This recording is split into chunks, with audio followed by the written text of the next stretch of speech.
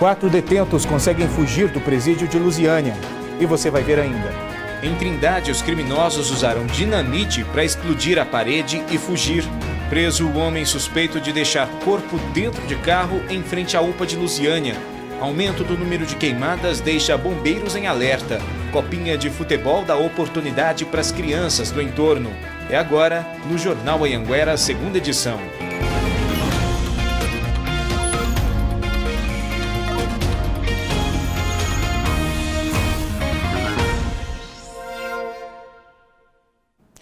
Olá, boa noite. Pelo menos 4 presos fugiram do presídio de Lusiânia nessa madrugada. As informações foram confirmadas pela Diretoria-Geral de Administração Penitenciária. A fuga foi na madrugada desta segunda-feira.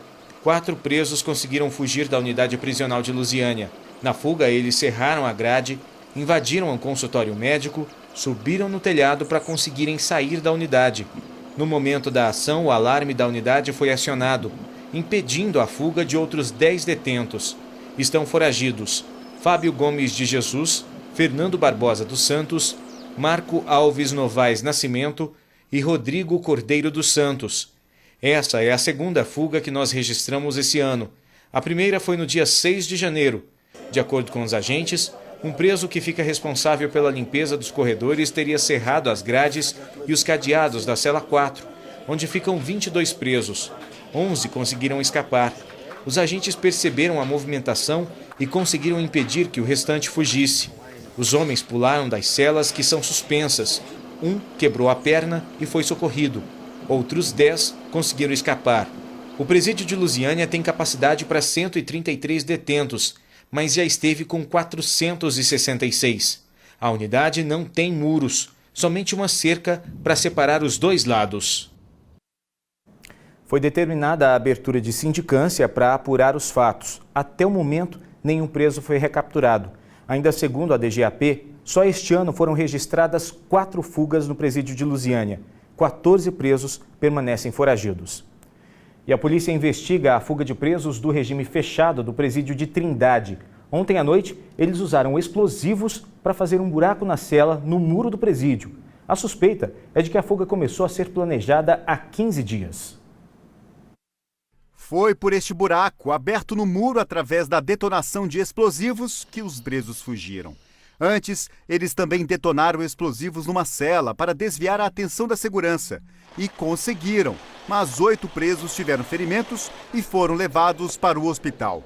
Parentes ficaram aflitos em busca de notícias. Quero informação sobre meu marido, ele é ser humano, ele tem família aqui. Toda a ação aconteceu logo após o fim do horário de visita de domingo, por volta de 5 horas da tarde. Uma bomba imensa. Chegou com susto, nós, todo mundo, concreto para todo lado. O presídio fica na zona rural, a cerca de 3 quilômetros de Trindade. 2 prisões podem ajudar na investigação. Áquila Ferrão Antunes, de 24 anos, mulher de um dos feridos na explosão da cela, é suspeita de levar os explosivos para dentro do presídio. Jackson Delúbio Santana de França teria recebido R$500 para ajudar na fuga. A Polícia Civil criou uma força-tarefa para investigar a ação dos criminosos. A suspeita é que a fuga começou a ser planejada há cerca de 15 dias para tirar membros de uma facção criminosa, que mesmo condenados, continuavam dando ordens de dentro do presídio. Tinha um objetivo, isso não foi à toa, o objetivo de libertação de um alvo, que para eles tem uma estratégia importante, eles estão na rua, e agora resta nós investigar e conseguir prender aí todos os envolvidos.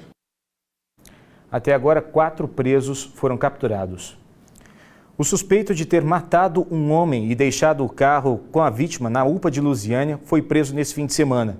Só que o suspeito foi preso por tráfico de drogas e depois é que ele assumiu outro crime.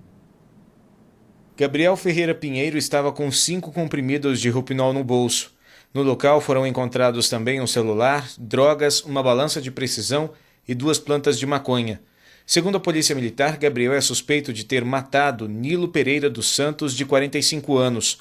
O corpo de Nilo foi abandonado na semana passada dentro de um carro em frente à UPA da cidade. Nilo estava no banco do passageiro e havia sido baleado. A polícia acredita que os dois agiam juntos no tráfico de drogas na região. Gabriel Ferreira Pinheiro foi preso por tráfico de drogas. Segundo a polícia, ele já possui passagens por porte ilegal de arma de fogo e receptação. Intervalo comercial e na volta nós vamos falar de queimadas. Segundo os bombeiros, 90% dos casos de fogo em mato são incêndios criminosos. E vamos mostrar que 6 meses depois que o viaduto do Eixão desabou, as obras ainda não recomeçaram. Agora são 7h28. Voltamos já.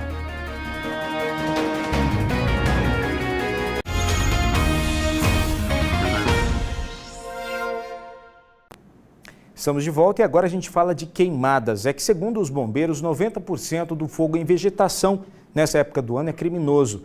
E esse tipo de incêndio pode causar acidentes ainda mais graves. O vídeo gravado por uma moradora mostra o fogo se espalhando rapidamente por esta área de vegetação próxima às casas. Jesus, eu vou me embora, olha aí. Os bombeiros tentavam conter as chamas com abafadores. O esforço da equipe era para evitar que o fogo invadisse este santuário de uma igreja católica em Cidade Ocidental. A Kelly mora perto da igreja e viu de perto quando o incêndio começou. Minha casa é aqui, ó, a parede da minha casa faz divisa com a igreja. Lá de casa dava para escutar o barulho do fogo. Por isso que viemos todos aqui, ajudar eles. Essa época do ano preocupa. Muito preocupante, muito mesmo. Os focos de incêndio têm castigado a vegetação em muitas áreas do entorno. Só nesse fim de semana foram registrados 5 casos de queimadas, 4 só no sábado. Em um deles, os bombeiros levaram 1 hora para controlar as chamas que atingiram esse terreno baldio. Por pouco, o fogo também não invadiu essa casa ao lado. Ninguém se feriu. Segundo o Corpo de Bombeiros, só este mês foram registradas 17 ocorrências de queimadas em vegetação no entorno sul do DF, bem mais do que no ano passado, quando foram apenas 9. E cerca de 90% desses incêndios aconteceram aqui em Lusiânia. Na maioria dos casos, os incêndios começam por pequenas fogueiras, em lotes baldios ou até mesmo quando jogam bitucas de cigarro no mato seco. Com a falta de chuvas, a prevenção continua sendo a forma mais segura de evitar essas queimadas. Fogo só vai trazer prejuízos, além de poluição à atmosfera, danos materiais, danos à vida. Então faça-se a raspagem ou o rastelo, retira essa superfície que é para ser limpada, jogue em outro local, mas evite o fogo. Geralmente a gente não ateia fogo, né? A gente fica de olho. Quando eu chego do serviço, às vezes eu só vejo esse pretão aí, tudo queimado, né? Tem que evitar ao máximo, porque tanto problema respiratório, né? Essa sequidão braba que tá agora, cada dia fica pior, né? Cena lamentável, né? E ainda falando de tempo seco, a gente lembra que o INMET, o Instituto Nacional de Meteorologia, colocou a nossa região em alerta amarelo. Isso porque a umidade relativa do ar está muito abaixo do recomendado. E de acordo com a Organização Mundial de Saúde, quando a umidade está entre 30% e 20%, as pessoas devem ficar em alerta e beber bastante líquido. Isso representa risco à saúde. E olha só, há 6 meses nós mostramos a queda do viaduto do Eixão lá no DF. A pergunta que ainda fica é: quando as obras vão recomeçar? Porque por lá sobram reclamações.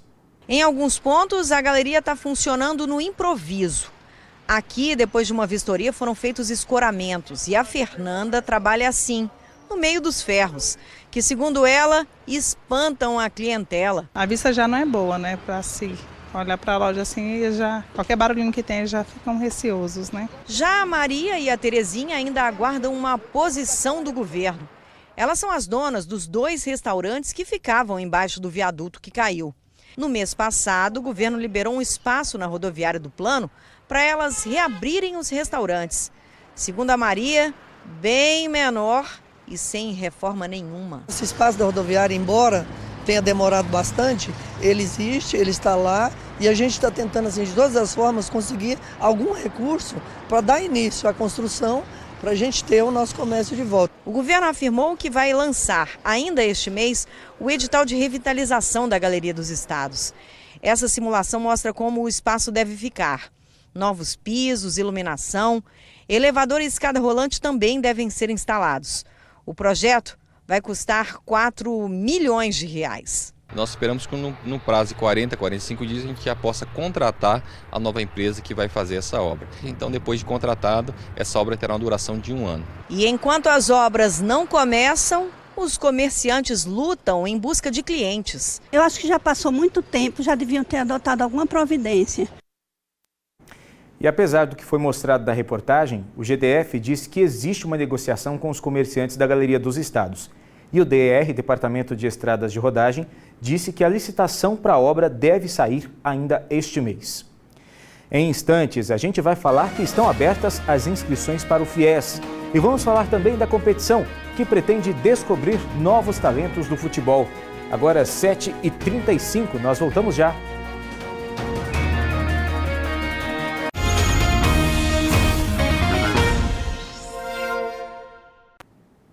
E a polícia apresentou hoje parte de uma quadrilha especializada em ataques a agências bancárias em Goiás e em outros estados. O grupo é suspeito de participar da explosão de uma agência na Avenida T7 no último sábado. A polícia apreendeu não só o carro usado no crime, que é roubado, mas outros 2 que seriam usados em ataques a agências bancárias. Os veículos e a pistola estavam com Igor Luiz Gonçalves, Lucas Borges de Lima, Marco Antônio Pires e Vitor da Costa.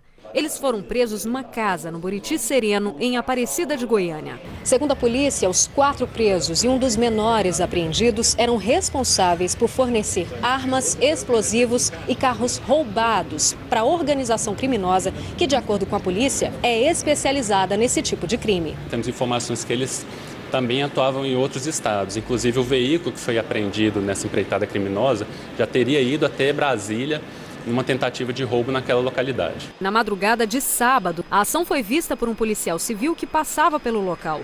Teve troca de tiros. Na fuga, os bandidos deixaram uma mochila com explosivos e abandonaram o carro com marcas de sangue na Vila Bela, perto da Avenida T9.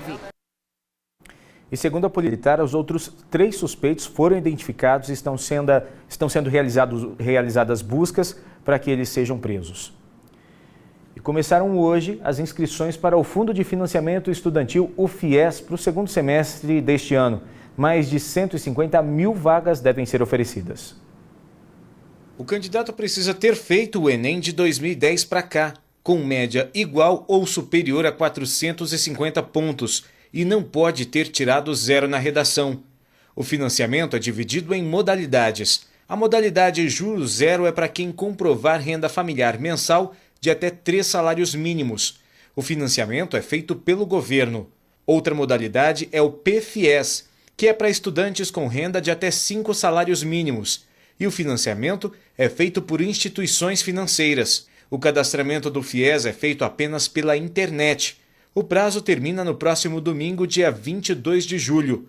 O resultado da pré-seleção será divulgado no dia 27 e o candidato tem até o dia 31 para comprovar as informações da inscrição e completar o cadastro.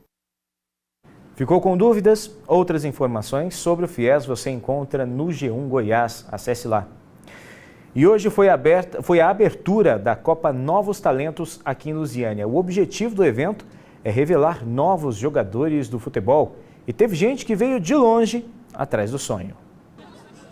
Na abertura do evento, rostos felizes, alguns apreensivos, todos com um objetivo em comum: viver da bola.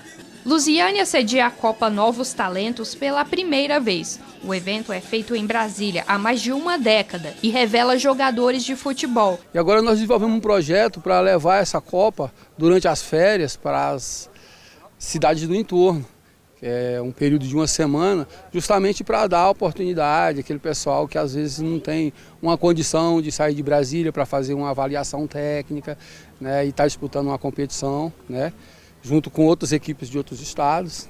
A estimativa é que 1.500 atletas passem aqui por esse campo para serem avaliados por olheiros de grandes times aqui do país. A concorrência é grande, mas o sonho é ainda maior e não reconhece fronteiras. É um sonho muito, né? A gente assim, que é criança, quase toda criança tem um sonho de ser jogador de futebol, né? Para ajudar a família da gente, as dificuldades que a gente passa no dia a dia. E olha só, a Copa de Novos Talentos vai até o dia 22, domingo, E os jogos acontecem no campo do ginásio, no centro aqui de Lusiânia, também no Centro Poliesportivo do Kennedy e no estádio Serra do Lago. As disputas começam às 8 da manhã e vão durante toda a tarde. O J2 dessa segunda-feira fica por aqui. Para você uma boa noite e a gente volta a se ver amanhã. Tchau!